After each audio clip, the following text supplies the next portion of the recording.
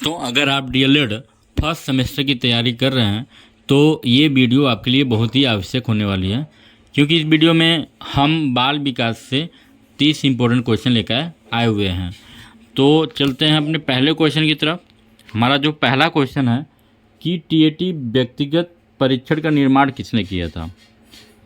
तो इसको कभी कभी ऐसे भी पूछ देता टीएटी। तो इसका जो निर्माण किया था उन्होंने मॉर्गन एवं मोरे ने किया था। ये सारे क्वेश्चन प्रीवियस ईयर में पूछे जा चुके हैं। नेक्स्ट क्वेश्चन की तरफ बढ़ते हैं कि सीएटी परीक्षण किस आयु के बच्चों के व्यक्तिगत मूल्यांकन के हेतु प्रयुक्त होता है। तो जो ये परीक्षण है वह 3 से 11 वर्ष के बच्चों के लिए प्रयुक्त किया जाता है। आगे बढ़ते हैं हम लोग कि संवेग का प्रकार इसमें नहीं है। तो संवेग के 3 प्रकार होते हैं, क्रोध, भय, प्रेम, लेकिन ध्यान इसका नहीं है। तो इसका सही ऑप्शन हो जाएगा 100। आगे बढ़ते हैं कि प्रतिभाशाली बालक की बुद्धिलब्धि होती है। जो व्यक्ति या फिर जो बालक प्रतिभाशाली होते हैं उनकी जो बुद्धिलब्धि होती है 140 से अधिक होती है, ये याद रखिएगा। अगले क्वेश्चन की तरफ बढ़ते हैं कि पियाजे के अनुसार बालक के संज्ञानात्मक विकास की स्थितियां हैं। इसमें से कितनी स्थितियां होती हैं। तो 4। ऑप्शन नंबर ब इसका सही जवाब हो जाएगा। आगे बढ़ते हैं कि केंद्रीय प्रवृत्ति का मापक नहीं है। इसमें से कौन सा नहीं है। तो मध्यमांक जो है, मध्यांक, ये नहीं होता, ठीक है, बाकी तो सब है। तो ऑप्शन नंबर ब इसका मध्यमान होगा, प्रसार भी होगा, बहुलक भी होगा। ये केंद्रीय प्रवृत्ति के 3 शब्द हैं, लेकिन मध्यमांक नहीं है, ठीक है।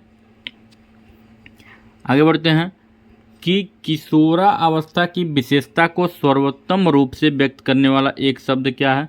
तो किशोरावस्था बड़े ही तनाव की अवस्था, ये आप जानते होंगे। तो ऑप्शन नंबर 2 इसका, उसको हम विकास की अवस्था नहीं कह सकते, परिवर्तन नहीं कह सकते, संस्कृत नहीं कर सकते, तनाव कह सकते हैं।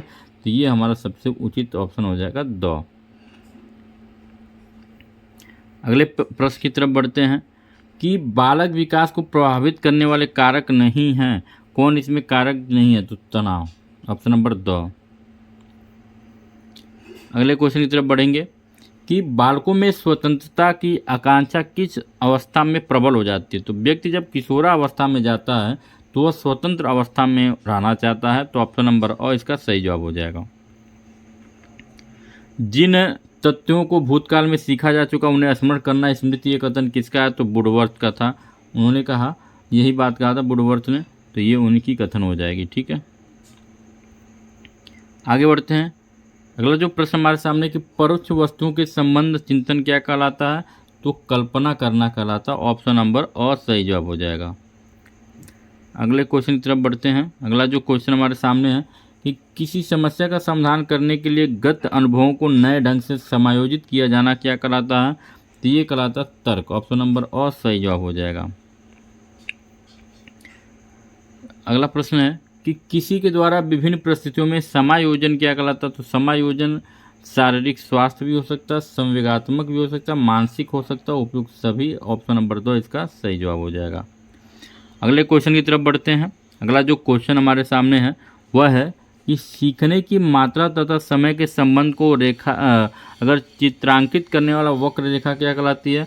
तो ये कहलाती है पठार रेखा। ऑप्शन नंबर ब। ये इंपॉर्टेंट क्वेश्चन है, बहुत ही इंपॉर्टेंट क्वेश्चन है। तो पठार रेखा याद रखिएगा। अगले क्वेश्चन की तरफ बढ़ते हैं कि जब कोई बालक सीखने को तत्पर होता है तब वो चीज़ों को जल्दी से सीखता है। यह थार्डनाइट के सीखने किस नियम के अंतर्गत आता है। तो ये आता है तत्परता का नियम आता है। ऑप्शन नंबर ब इसका सही जवाब हो जाएगा, ठीक है। अगले क्वेश्चन की तरफ बढ़ते हैं कि सीखने किस सिद्धांत के अंतर्गत व्यक्ति संपूर्ण परिस्थिति के प्रत्यक्षीकरण के आधार पर सीखता है। तो ये हमारा सही ऑप्शन हो जाएगा। अंतर्दृष्टि एवं सूझ का सिद्धांत सही हो जाएगा इसका। अगले क्वेश्चन की तरफ बढ़ते हैं हम लोग कि वे प्रेरक जिन्हें व्यक्ति अपने प्रयासों से प्राप्त करता है क्या कहलाता है। तो अर्जित प्रेरक कहलाता है, अपने प्रयास से प्राप्त करेगा। तो अगला क्वेश्चन है हमारे सामने कि अधिगम, धारण, पुनः स्मरण तथा पहचान आदि प्रक्रियाएं आती हैं। तो कब आती हैं।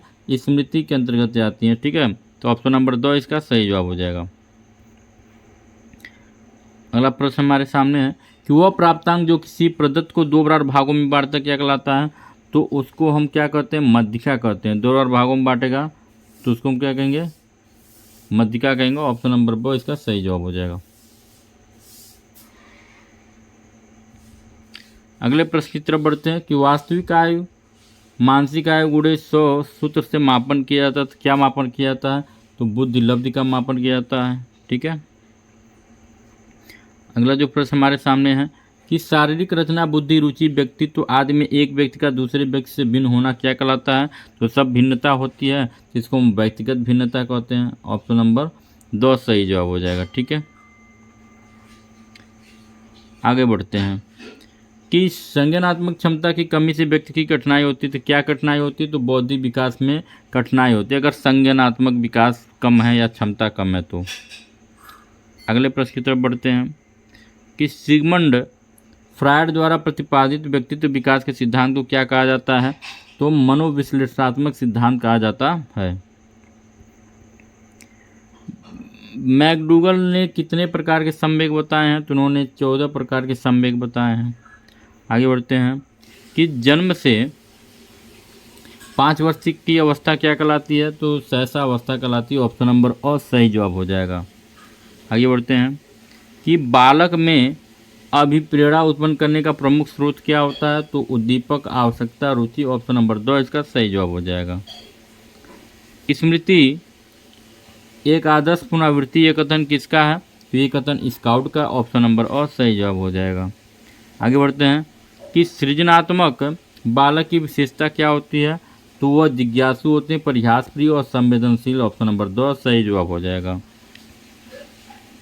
फ्रायड के अनुसार आक्रामकता का कारण क्या हो सकता है? तो उद्दोलन। ऑप्शन नंबर 2 सही जवाब हो जाएगा।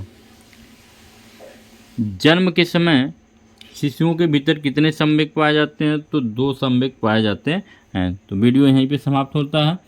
मिलते हैं अगले वीडियो में, तब तक के लिए नमस्कार, जय हिंद।